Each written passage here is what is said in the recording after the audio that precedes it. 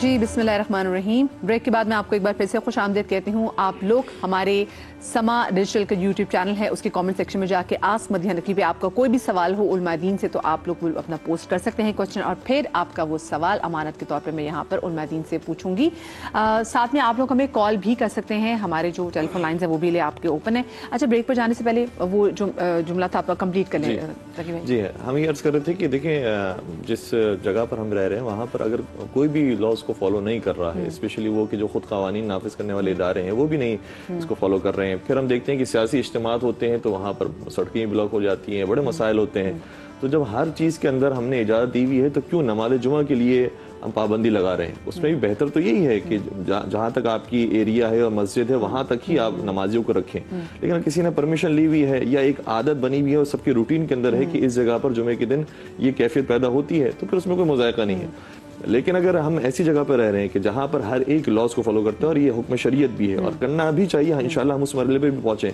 کہ جہاں پر لاز کو فالو کیا جا رہا ہے وہاں پر ہمیں بھی پابندی کرنی چاہیے اور کوشش کرنی چاہیے کہ کوئی ہماری وجہ سے مشکلات کے اندر نہ ہے, تکلیف کے اندر نہ ہے. اور حقوق العباد کے اندر جو ایک بات چلی ہے, میں ایک اور چیز کی طرف بھی اشارہ کرنا چاہوں گا کہ دیکھیں کبھی کبھار ایسا بھی ہوتا ہے کہ ہمارے یہاں پر جیسے ابھی رمضان آ گیا ہے تو جن کی نوکریاں لگی ہوئی ہے وہ کہیں گے کہ بھائی میں روزے سے ہوں اس لیے میں یہ کام نہیں کر سکتا, ابھی افطار کا وقت آ گیا میں کام نہیں کر سکتا, سحری کا وقت آ گیا میں کام نہیں کر سکتا, نماز کا ٹائم ہو گیا میں کام نہیں کر سکتا, جمعے کا ٹائم ہو گیا. تو ہمارے یہاں پر جو معاملات کو عبادات کے بہانے سے ختم کیا جاتا ہے اور اس کے اندر کوتاہی کی جاتی ہے, اس کی کوئی اجازت نہیں ہے, اس کی پابندی کرنی چاہیے. اور جو حقوق آپ کو ملتے ہیں, جو آپ کو سیلری ملتی ہے, وہ بھی اس بنیاد پہ ملتی ہے کہ آپ کام کریں, نہ یہ کہ آپ بہانے دے دے کر کوئی نہ کوئی ایسی چیز اختیار کریں کہ آپ کو چھوٹ مل جائے اور چھٹی مل جائے اور پھر آپ جو ہے وہ صرف نام کے امپلائی بنے ہوئے. صحیح. اچھا آس مدینہ میں سوال آیا ہے کہ عورت کے اعتکاف کی حالت میں گھر کی کام کاج کے حوالے سے کیا احکامات ہیں؟ جو خواتین گھر میں اعتکاف کرتی ہیں اور ان کے پاس کوئی ایکسٹرا ہیلپ بھی نہیں ہے تو پھر وہ ایسا کر سکتی ہیں کہ بغیر کسی سے بات چیت کی اپنے ضروری کام نپٹا کے پھر اپنے اعتکاف کی جگہ پہ جا کے بیٹھ جائیں. صحیح, ٹھیک ہے. اچھا مجھے ایک بات بتائیے گا مفتی صاحب, بہت سے لوگ ایسے ہیں کہ وہ کہتے ہیں کہ جی ان کے پاس کوئی ایسا علم ہے جس سے وہ کوئی اس ایسے بندے سے بات کر سکتے ہیں جو اس دنیا سے جا چکا ہے, اور میں نے کچھ لوگوں کو ایسے دیکھا بھی, اور وہ کہتے ہیں کہ ہاں انہوں نے 3-4 باتیں صحیح بتائیں. کیا صحیح میں کوئی ایسا علم ایگزسٹ کرتا ہے کہ جس سے آپ جانے والی روحوں سے بات کر سکیں؟ دیکھیے ایسا کوئی علم وجود نہیں رکھتا کہ کوئی آدمی یہ دعویٰ کرے کہ میں جانے والوں سے بات کر سکتا ہوں. ہاں اللہ یہ کہ نبی علیہ السلام نے خواب کے بارے میں بتایا ہے کہ خواب جو ہے وہ لوگوں کو آتے ہیں اور یہ تجربات میں ہوتے ہیں کہ خواب میں آنے والا جو دنیا سے چلا گیا ہے وہ خواب میں آ کے کہتا ہے کہ اس وقت میری قبر میں پانی آ گیا, تو واقعتاً جب جا کے دیکھا جاتا ہے تو وہاں پانی ہوتا ہے, قبر منتقل کر لی جاتی ہے. ایسی صورتیں تو خواب کی حالت میں تو بات ہو سکتی ہے, لیکن ظاہری طور پر کوئی آدمی یہ دعوے کرتا پھرے کہ میں قبر پہ کھڑا ہوں گا تو ابھی دیکھنا قبر والے جو ہے نا وہ جواب دیں گے, تو ایسے یہ دعوے کرنے ہی نہیں چاہیے. ہاں قبر والے سنتے ضرور ہیں, جب آپ جاتے ہیں تو سب سے پہلے کہا گیا ہے کہ ہم ان کو سلام کریں, سلام کا وہاں سے جواب آتا ہے, اور پھر جب بزرگان کے ادھر جائیں تو وہ پھر ان کے توسل سے دعائیں بھی کریں, تو یہ سب بالکل درست ہے. اور وہ جواب دیتے ہوں تو ہم تک پہنچے یہ ضروری بھی نہیں. علامہ صاحب آپ سے بھی سوال ہے. اس میں ویسے تو مفتی صاحب نے جو پاکستان کے ماحول کو دیکھتے ہوئے فرمایا بالکل ٹھیک فرمایا کہ اکثر جو یہ دعویٰ کر رہے ہوتے ہیں وہ اپنے دعوے میں ٹھیک نہیں ہوتے ہیں. لیکن کچھ اولیاء خدا ایسے ہوتے ہیں کہ جو بہت خاص الخاص اور بہت نادر ہوتے ہیں اور جو بہت گمنام بھی ہوتے ہیں. وہ ایسے نہیں کہ اشتہار بازی کر کے جو ہے وہ اپنی شہرت چاہ رہے ہوں. ان کے اندر کچھ افراد ایسے جن کے اندر یہ صلاحیت ہوتی ہے کہ وہ روحوں کو حاضر کرتے بھی ہیں, اور یہ باقاعدہ مراجعین اور مجتہدین سے سوال کیا گیا کہ اگر کوئی ایسا کر سکتا ہے تو کیا یہ جائز ہے؟ تو انہوں نے فرمایا کہ اگر اس سے روح کو یا کسی اور تیسرے شخص کو تکلیف نہ ہوتی ہو تو پھر احضار روح کرنا یہ جائز بھی ہے. اور ایسے واقعات بھی ملتی ہیں اور واقعات کی تصدیق بھی ہو چکی ہے. مثال کے طور پر آیت اللہ علامہ محمد حسین طباطبائی جو تفسیر المیزان کی مفسر تھے, ان کے بھائی محمد حسن طباطبائی وہ اس کام کے اندر مہارت رکھتے تھے, اور انہوں نے بہت سارے ارواح کو اس میں حاضر کیا. اس میں سے ایک اپنے والد صاحب کی بھی روح کو حاضر کیا. تو والد صاحب نے اپنے بیٹے سے کہا کہ بھائی کو کہنا کہ جو تم نے تفسیر المیزان لکھی ہے اس کے ثواب میں مجھے شریک نہیں کیا, تو ان سے کہو کہ اس کار خیر کے اندر مجھے بھی شریک کریں وہ. تو جب یہ خط لکھا گیا ان تک بات پہنچی تو انہوں نے کہا کہ بالکل ٹھیک ہے, میں نے اس وقت تک یہ ارادہ نہیں کیا, تو میرا یہ مقصد یہ نہیں تھا کہ میں ان کو شریک نہ کروں, بلکہ اس قابل ہی نہیں میرا عمل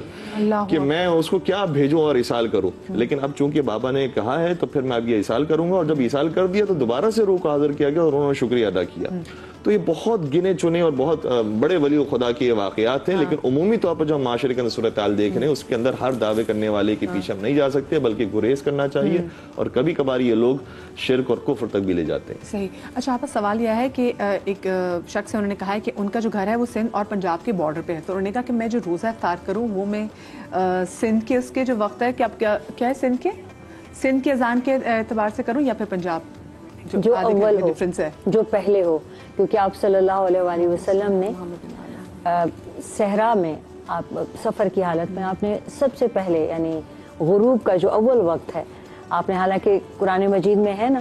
کہ آپ اس کو رات تک مکمل فرمائیں، تو آپ نے فرمایا کہ اول وقت پہ سحری آخر وقت پہ میری امت اور افطار اول وقت پہ کیا کرے، تو جو پہلے ہو، جو چند منٹ کا ہی فرق ہوتا ہے، جو پہلے ہو اس پر کرے۔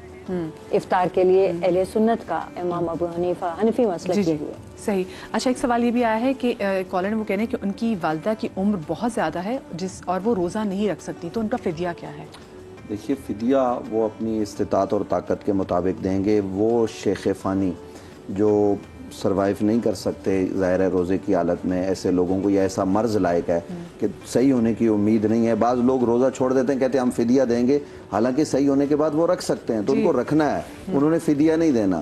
فدیہ اس نے دینا ہے جو بعد میں بھی طاقت نہ رکھتا ہو، تو فدیہ ایک فطرانہ جتنا ہے وہ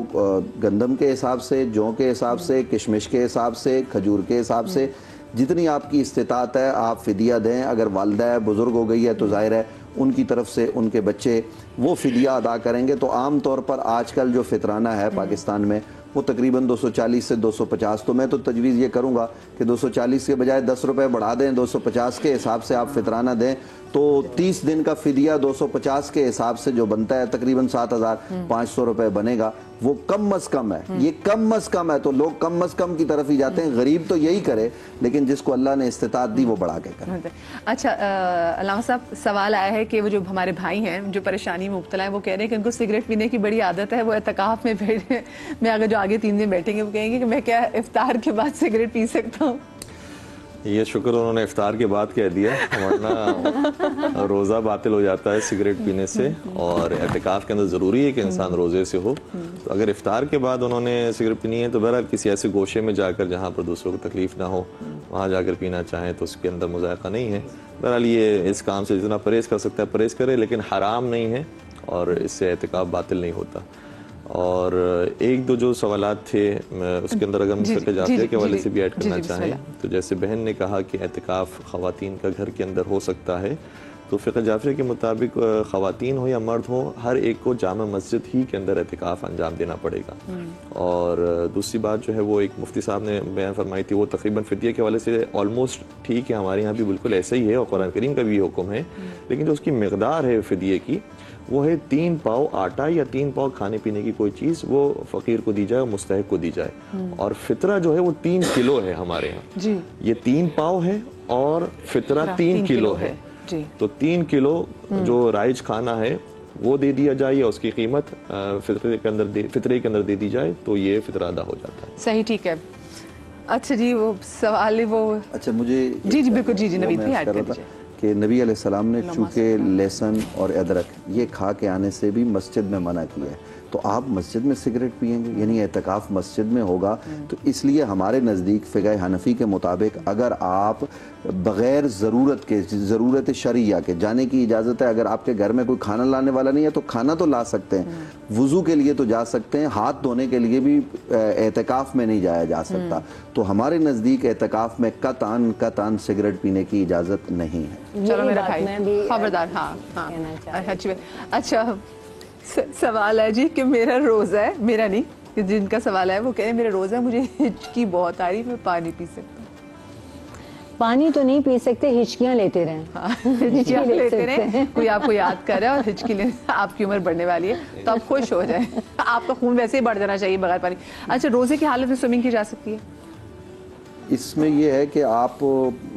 پانی جو ہے وہ اگر اندر منہ کے ذریعے نہیں جاتا اور آپ کے